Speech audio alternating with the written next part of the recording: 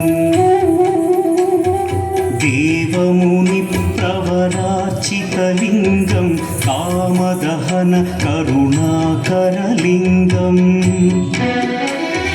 रावणदर्पविनाशकलिङ्गं तत्प्रणमामि सदा शिवलिङ्गम्।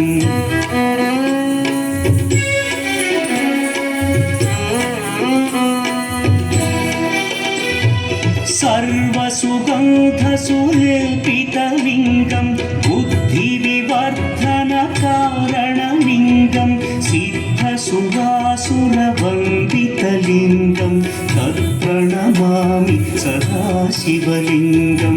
कनकमहामणिभूषितलिङ्गं फणिपतिवेष्टितशोभितलिङ्गम्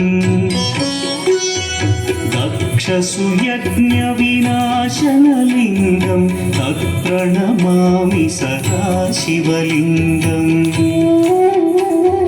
कुङ्कुमचन्दनलेपितलिङ्गं पङ्कजहार सुशोभितलिङ्गम् सञ्चितपापविनाशनलिङ्गं तत्प्रणमामि सदा शिवलिङ्गम्।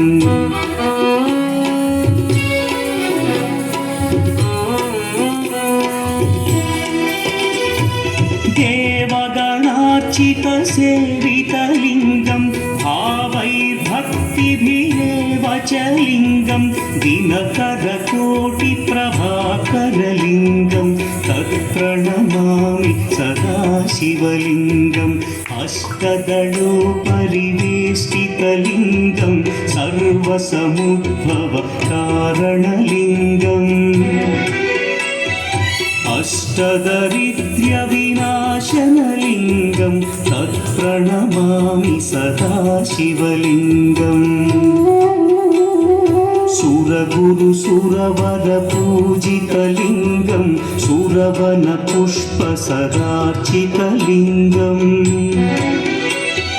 परमपदं परमात्मकलिङ्गं तत्प्रणमामि सदा शिवलिङ्गम्। लिङ्गाष्टकमिदं पुण्यं यः पठेत् शिवसन्निधौ शिवलोकमवाप्नोति शिवेन सह मोदते।